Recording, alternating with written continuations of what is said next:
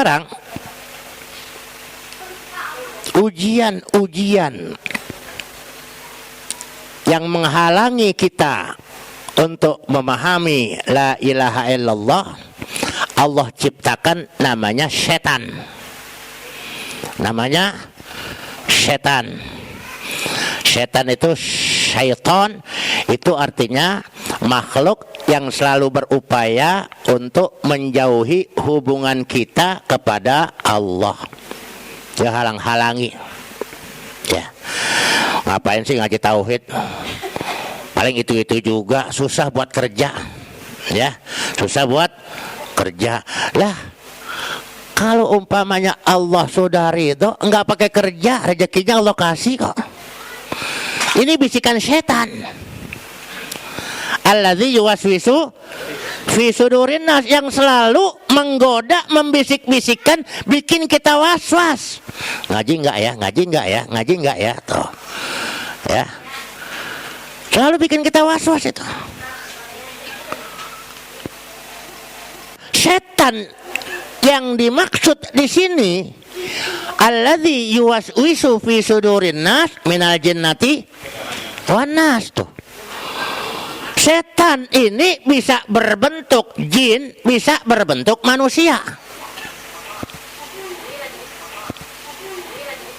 Teman bisik-bisikin kita, nyamper. Aduh, jangan ngaji, kan nggak usah ngaji dulu, dah libur aja. Kan ada YouTube-nya kan? Ada YouTube-nya, udah besok aja nonton di YouTube. Ya kan, nggak usah ngaji dulu sekarang. Kayaknya juga ngerti kok, nggak kayak paham kan begitu. Ini selalu kita dibisik-bisikin alladzi yuwaswisu fi sudurin nas. Ada musuh yang membisikin kita, manusianya manusia luar. Tapi yang lebih jahat lagi, manusia yang ada di dalam diri kita. Makhluk yang ada di dalam diri kita. Kok bisa? Rasulullah Shallallahu Alaihi Wasallam setiap mengucapkan khutbahnya, baik khutbah Jumat maupun khutbah yang lain-lain, beliau selalu mohon kepada Allah. Alhamdulillahi nahmaduhu wa nasta'inuhu wa nastaghfiruh wa na'udzu billahi min syururi anfusina wa sayyiati a'malina. Ini kita kaji, kenapa sampai Rasulullah selalu berkhutbah mohon perlindungan kepada Allah. Alhamdulillahi nahmaduhu, segala puji bagi Allah yang wajib kita puji Dia. Wa nasta'inuhu, dan selalu kita minta pertolongan kepada Allah. Wa nastaghfiruh, dan selalu kita minta ampun atas segala kesalahan kita. Kepada siapa? Kepada Allah. Wa na'udzu billahi min syururi anfusina, dan kami berlindung kepada Allah daripada kejahatan diri kami. Kita pernah merasa enggak bahwa kita orang jahat? Enggak, justru kalau bilang jahat loh, wah marah kita. Ya. Kita udah baik, sering ngasih duit, sering ngasih makanan, tapi masih dibilang jahat. Rasulullah sampai berlindung kepada Allah, wa na'udzu billahi min syururi anfusina, bahwa dalam diri kita ini banyak bentuk kejahatan. Coba kalau kita putar sejarah. Sebelum Allah ciptakan manusia, ini api, air, angin, bumi ini selalu bertengkar. Masing-masing merasa paling hebat. Kata api, akulah makhluk Allah yang paling sakti, paling hebat. Apabila aku mau, semua bisa aku bakar. Semua apa yang ada bisa luluh lantah tanpa bekas, aku bakar semuanya. Buktinya hutan-hutan bisa aku bakar. Nih, api begitu sombongnya itu. Ngomong kayak gitu. Tampil nih air. Api, kamu hebat. Walaupun kamu bisa membakar, aku akan guyur kamu dengan air. Akulah yang paling hebat. Sehebat apapun engkau, hei api, bisa padam apabila aku siram. Tuh. Datang angin, Air, kamu hebat. Aku bisa mengendalikan kamu. Aku tiup dari arah timur, kamu pasti lari ke barat. Aku tiup dari barat, pasti kamu lari ke timur. Akulah makhluk yang paling hebat. Apabila aku murka, tidak ada yang bisa membendung. Ya, ini kata angin. Ya, ini bumi mah diam aja. Awalnya diam, karena dia sadar di tempatnya di bawah selalu jadi sasaran. Ada orang kencing di situ, buang kotoran deh. Tapi terpaksa ini bumi ikut ngomong, kalian boleh hebat, tapi sekali masuk ke dalam perut aku, kalian semua tidak berfungsi lagi. Api masuk ke bumi tidak bisa nyala. Air masuk ke bumi semua habis. Angin pun begitu. Ini bumi yang tadi diam ikut ngomong. Allah sebagai pencipta cuma nyaksiin aja. Ini masing-masing makhluknya itu masing-masing pada berebut ngomong, main sombong-sombongan. Allah bilang apa? Api, air, angin, dan bumi, sebentar lagi aku akan ciptakan makhluk yang namanya manusia. Dia bisa mengendalikan kalian semua. Ya. Bagaimana cara mengendalikannya? Lah, manusia api dikantongin sekarang. Tuh, api dikantongin. Percaya nggak api dikantongin? Percaya. Ini kan isinya api. Kita kantongin. Kagak bisa apa-apa dia. Tuh. Apa? Air. Air bisa diolah sama manusia. Dimasukkan ke botol, dimasukkan ke gelas, dimasukkan di apain aja. Itu bebas. Manusia punya olah. Air yang di dalam bisa ditarik sama manusia. Ternyata air itu tidak bisa ngelawan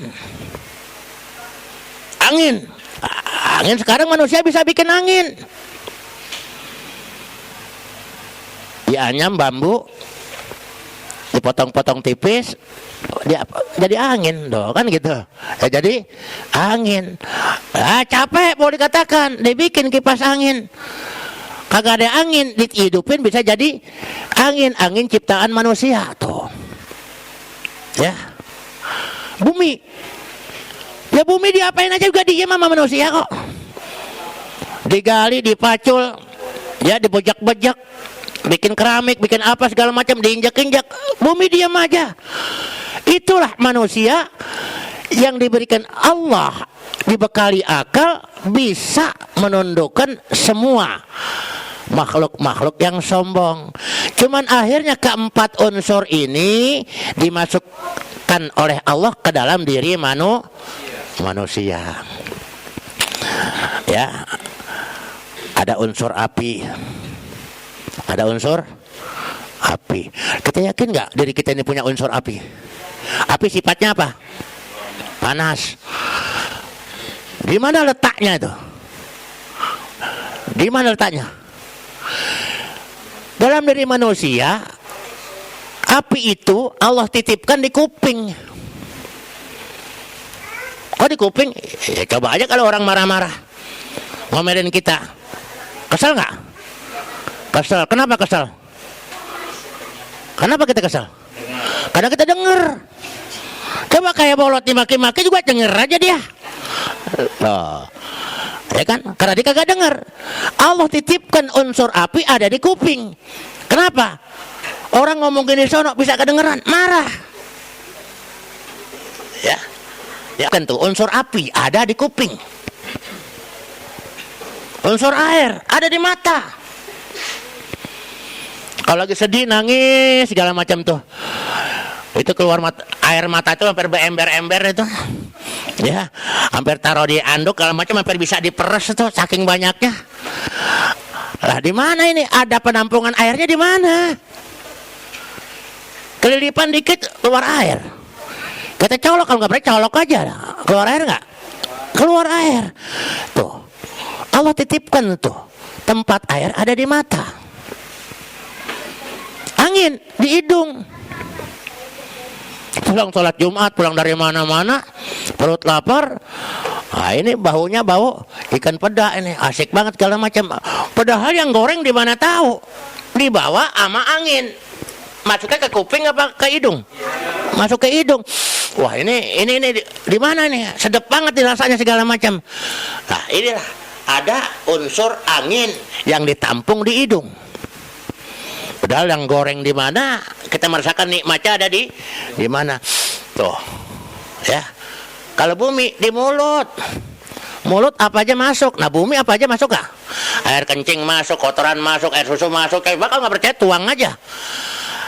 Dititipin oleh Allah ke dalam diri manusia, adanya di mana? Di mulut, apa aja masuk. Ya.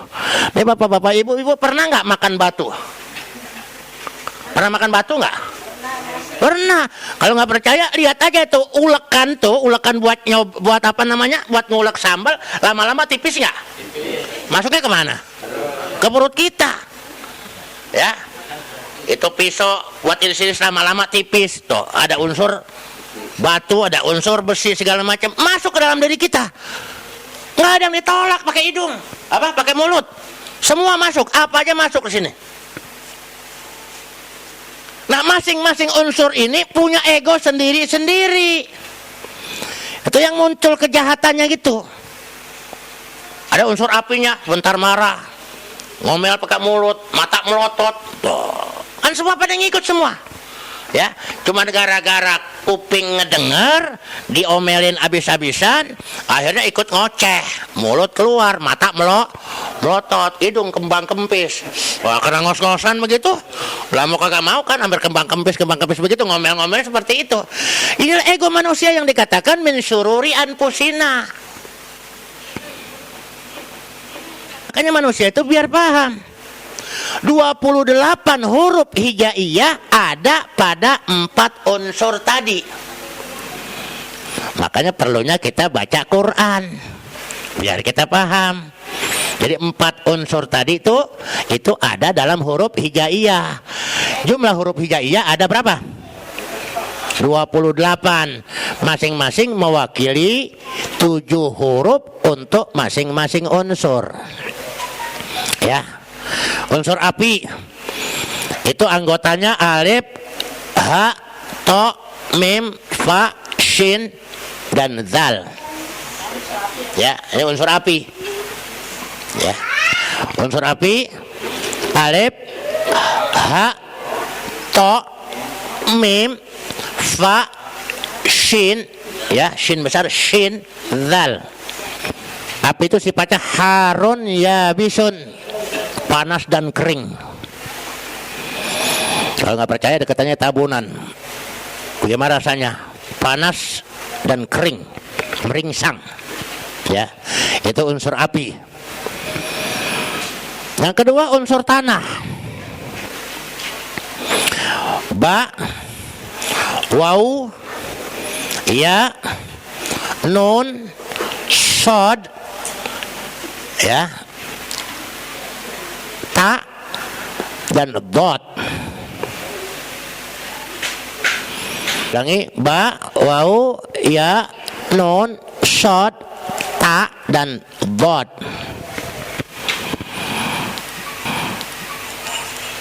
Tanah baridun ya bisun, ya, dingin kering, ya. Tuh.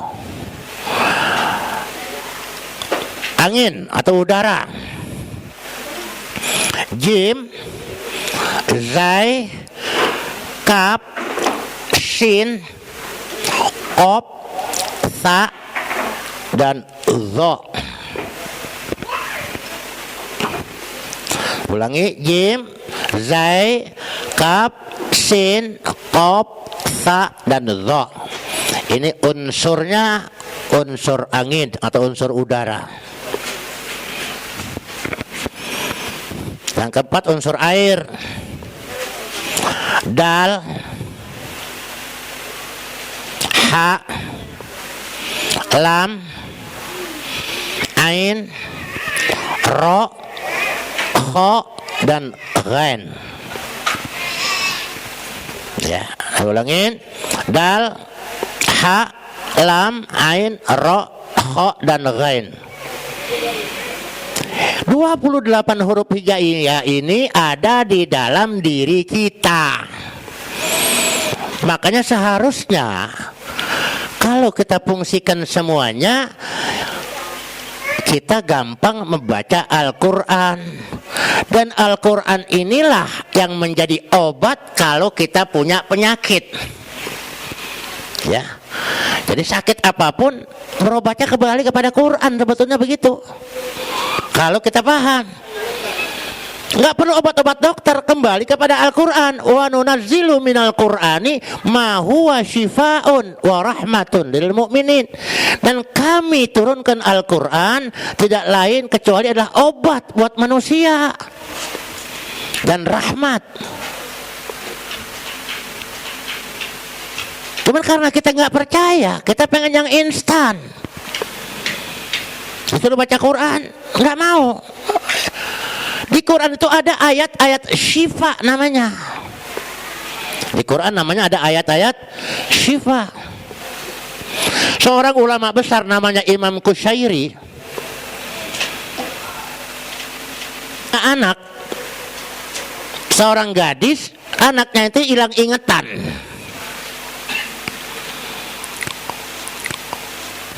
Udah tidak kenal apa-apa. Udah dikatakan gila stadium 5. Semua dokter, ahli, semua tabib, semua sinse sudah diminta bantuannya untuk ikut menyembuhkan daripada anak Imam Qushairi. Tapi Imam Qushairi putus asa. Kok nggak sembuh-sembuh? Suatu saat dia sholat hajat, dia tawasul mimpi Rasulullah. Maka Rasulullah bertanya, "Hai Qushairi, apakah engkau lupa dengan ayatus syifa?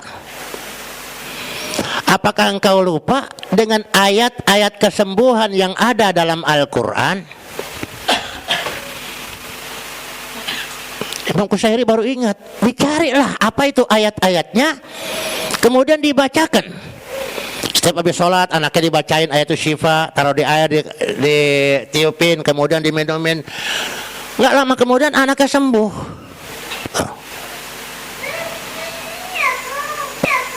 Yang penting yakin.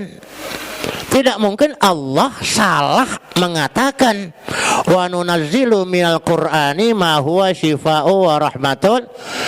Termasuk apabila kita mendapati pasangan hidup kita yang ngomel melulu, yang marah-marah melulu, bacain Al-Quran. Nah, cuman kalau baca Yasin kepanjangan. Ya, baca Yasin kepan, bacanya apa? Baca ta'awudz. Baca ta'awudz. Satu ayat Al-Quran tidak ada ditulis dalam Al-Quran, tapi setiap kita baca Quran wajib kita baca. Wa idza qara'tal Qur'an, apabila kamu baca Quran, fasta'idz billahi minasyaitonir rajim. Mintalah perlindungan kepada Allah dari godaan setan yang terkutuk. Intinya baca a'udzubillahi minasyaitonir, sebab orang lagi marah-marah berarti lagi kerasukan setan. Setan kan dari api, bawahnya mau marah-marah melulu, bacain a'udzubillahi minasyaitonir rajim. Mudah-mudahan yang marah-marah jadi adem. Tuh, tetangga sering ngomel-ngomel, bacain begitu. Anak cengeng, bacain a'udzubillahi minasyaitonir rajim. Ya, anak ketempelan, bacain a'udzubillahi minasyaitonir rajim. Kena gangguan jin, bacain a'udzubillahi minasyaitonir rajim. Itu semua ada, cuman kita kagak yakin. Ya, kita kagak yakin. Ada orang pernah kesurupan. Setiap jam 1 malam tuh menari-nari. ya di daerah Cipayung, menari-nari itu, hampir ditutupin pakai ordeng, ya. Ini yang pada ngaji, yang pada lihat segala macam, bacain Yasin semuanya. Sambil menari-nari itu nenek-neneknya, ini yang lain baca Yasin. Yang salah dikelepak palanya. Lu baca salah. Tuh, jin juga bisa ngaji. Oh, jin juga bisa ngaji, diomelin salah lo bacanya. Yang benar begini, padahal lagi kesurupan. Ya, berarti jinnya jin Islam. Tapi paling takut kalau dibacain a'udzubillahi minasyaitonir rajim. Tuh, bini kita cerewet ngomel mulu, bacain a'udzubillahi minasyaitonir rajim. A'udzubillahi rajim. Apain sih Pak? A'udzubillahi minasyaitonir rajim. A'udzubillahi rajim. Ya kan?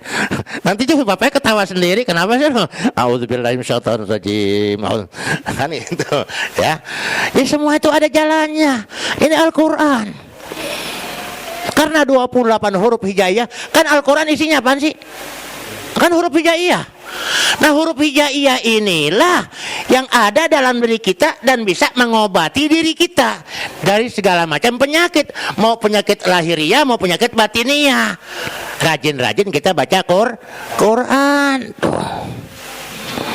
Kan kita malas banget masalahnya. Ya, banyak malas banget. Cuman jangan ngejar target.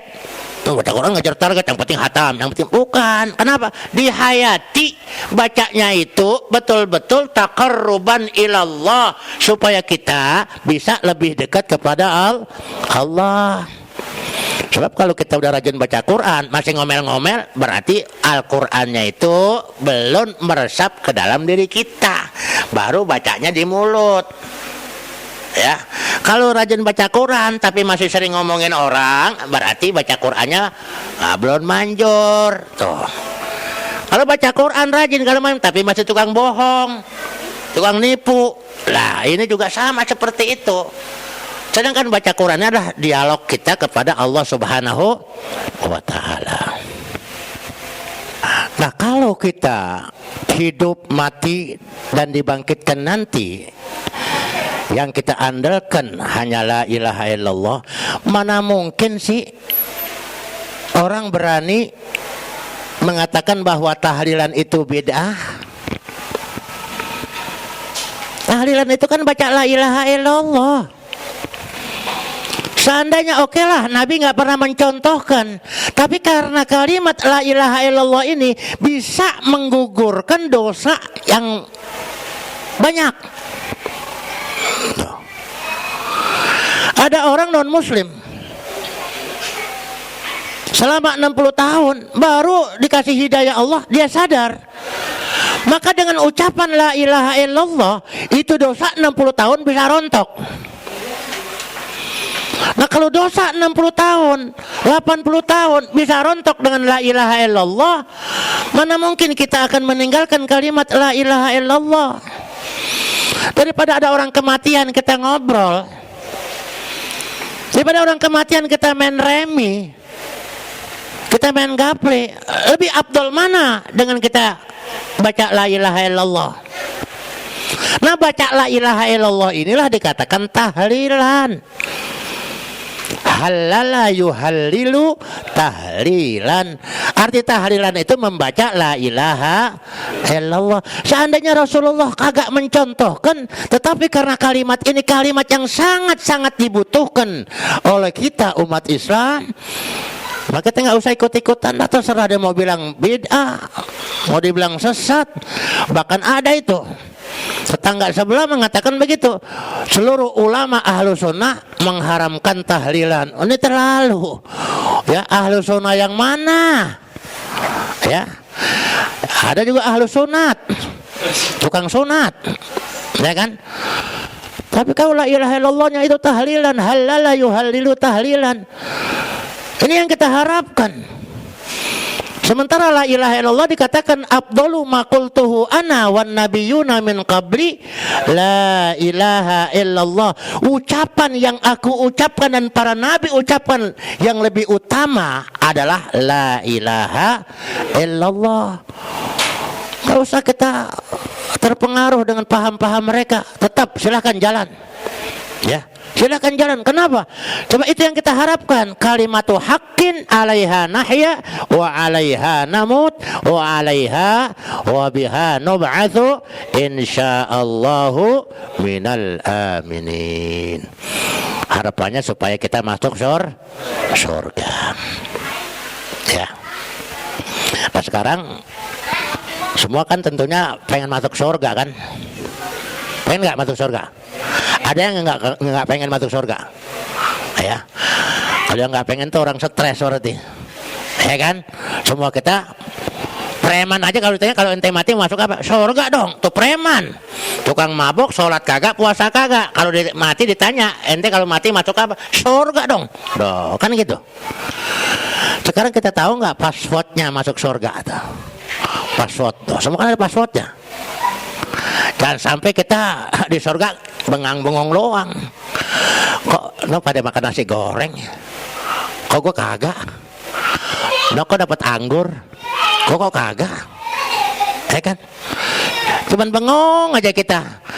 Masa penghuni surga sama penghuni surga makan nasi goreng minta paruan? Kan? Kan sama-sama masuk surga. Bagi dong nasi gorengnya. Lah minta aja. Gua nggak bisa mintanya tuh. Jangan sampai nanti kita masuk surga cuman bengang-bengong, kagak ngapa-ngapain. Orang-orang pada minum susu, kita cuman bengong. Bagi dong susunya. Lah minta aja. Emang cara mintanya bagaimana? Nah ini, kagak tahu cara Loh, password itu penting loh. Saya pernah makan di rumah makan Jepang, ya kan? Karena kita gak ngerti bahasa Jepang, cuman bingung aja orang itu segala macam, kita tulis saja, kagak taunya apa. Gak salah, cuman sayuran doang kita dikasih. Ya, kita mau kagak makan, kita malu, kita makan. Emang kita kambing makan cuman kenapa? Karena kagak ngerti passwordnya. Lo kan gitu. Nah ini mesti tahu. Itu cuman di restoran, apalagi masuk ke surga ada passwordnya. Tahu nggak passwordnya? Loh. Ini yang passwordnya yang punya cuman orang-orang yang ahli tahlilan. Saya yakin itu yang nggak tahlilan nggak pernah tahu passwordnya. Ya. Apa sih passwordnya itu?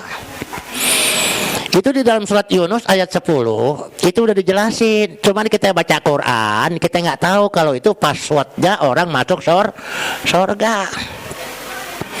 Passwordnya apa? Dakwahum fiha subhanakallahumma wa tahiyyatuhum fiha salam wa akhiru da'wahum anilhamdulillahi rabbil alamin. Itu yang baca begitu kan orang yang tahlilan. Yang kagak tahlilan baca nggak da'wahum. Kagak ngerti dia baca da'wahum. Walaupun dia hafal Quran 30 juz tapi dia kagak tahu passwordnya. Kalau itu password ketika kita berada dalam surga. Dakwahum fiha, permintaannya orang-orang ahli surga, fiha di dalam surga, subhanakallahumma. Tuh, ingetin tuh. Ya. Subhanakallahumma anggur. Datang tuh anggur. Kagak habis-habis. Ya kan? Stop. Itu cuma anggur doang yang datang. Ya. Cuma anggur doang. Nah ngerti passwordnya. Kok tadi diem lah, lo kok anggur mulu? Lo kok anggurnya udah kepenuhan begini kan begitu? Ya. Walaupun orang makan yang namanya buah-buahan makanan di surga bukan karena lapar, karena nikmat. Jadi makan anggur biar satu truk gak bakal mulus perutnya, nggak usah khawatir. Cuman kalau cuman anggur doang gimana? Kan kapan butuh yang lain? Dakwahum fiha, permohonannya ahli surga, fiha di dalam surga, subhanakallahumma. Datang tuh anggur, bangkwang, datang lagi bangkwang, ya kan? Ayam goreng, tuh yang doyan ayam goreng, yang doyan bebek kalio, doyan minta, subhanakallahumma bebek kalio. Ya kan? Lah boleh, ya boleh kan? Kenapa? Kesenangan kita di sini apa minta segala macam? Sebab kita belum tahu makanan surga yang enak-enak apa. Orang kita ingatnya bebek kalio, ya kan?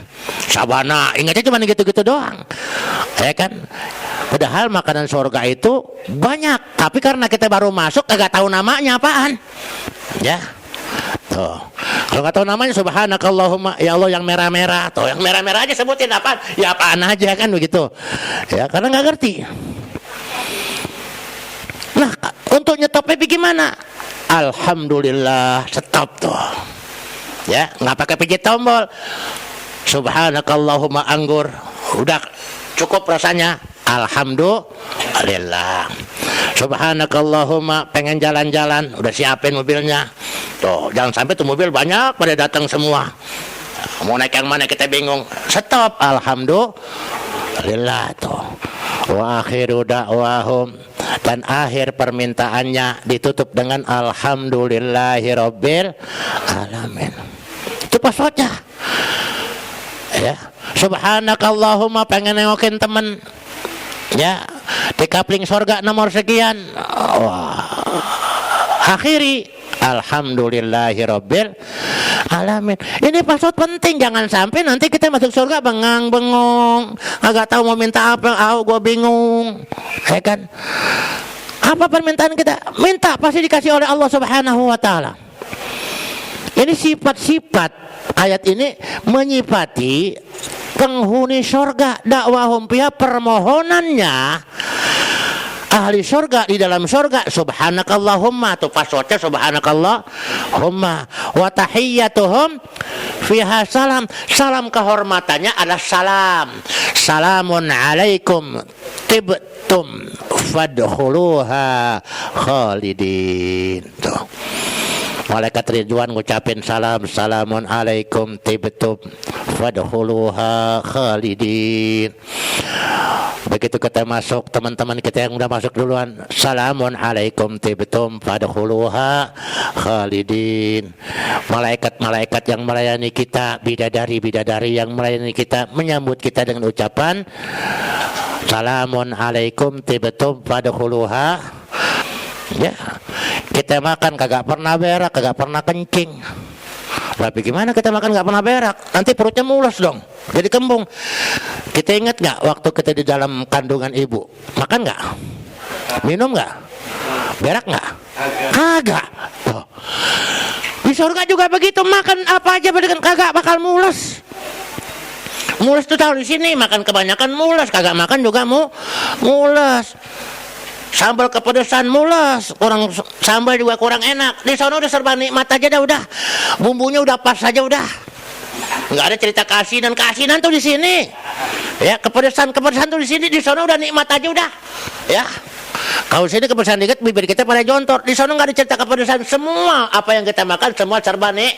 Makanya dikatakan jannatun naim, tempat kenikmatan.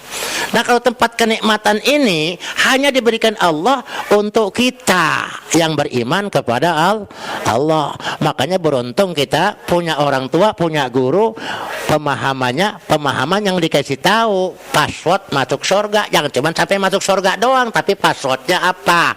Itu mesti paham. Ya, ingatin tuh. Surat Yunus ayat 10. Ya, selalu dibaca akhir doa kita.